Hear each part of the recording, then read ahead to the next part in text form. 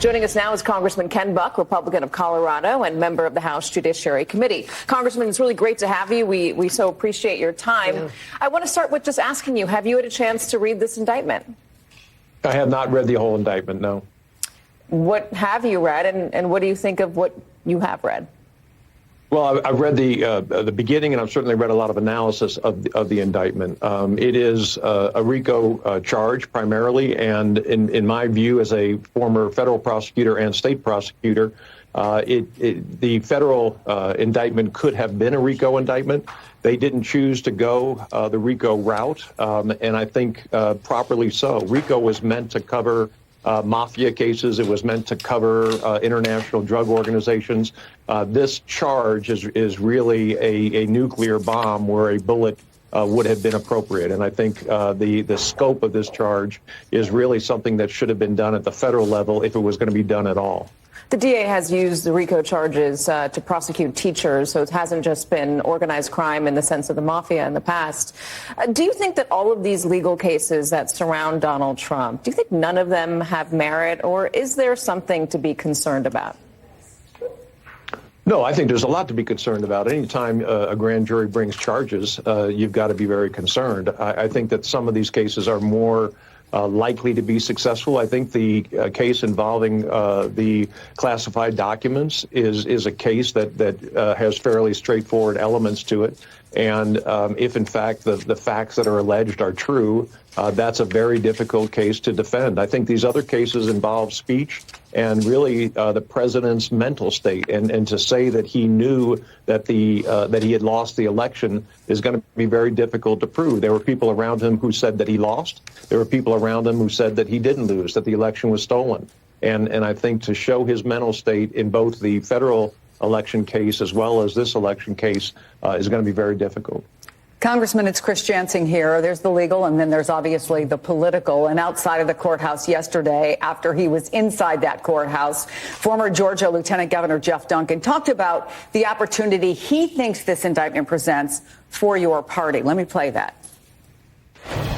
To launch into a GOP 2.0, one that focuses on policies that matter, not lies, not tweets, but policies that matter, that meet America at the kitchen table.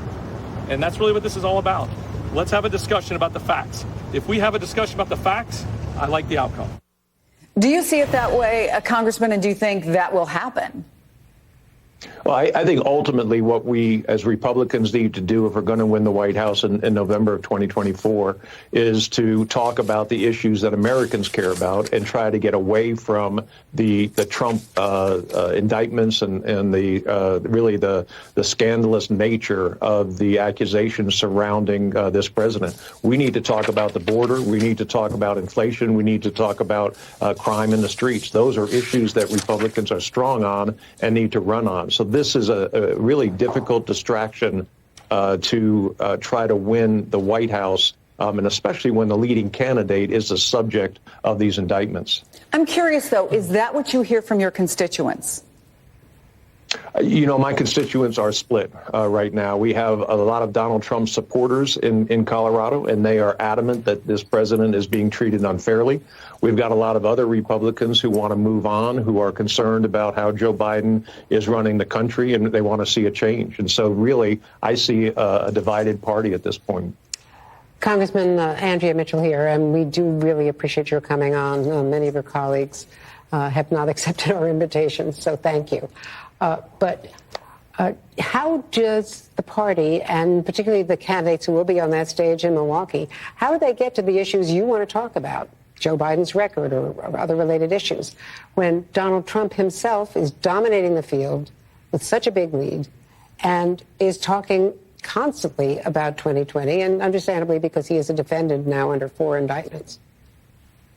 Yeah, I think it's very difficult. I can remember when Donald Trump was president and he would tweet something out, and it didn't matter what was happening in North Korea or anywhere else. The media wanted to cover the latest tweet, and that was frustrating to those of us who wanted to talk about substantive issues. I think it's even more difficult now during a presidential election when the news is constantly about Donald Trump and these indictments and his actions during the time of the election and up till and after January 6th. of 2021. And so I think that it is difficult to break through that noise right now and try to get a message, a positive message about where America could be heading under different leadership. Congressman Ken Buck, thank you so much. We, again, really appreciate you coming on the program. Thank you. And joining us now, New York Times chief White House correspondent Peter Baker and Washington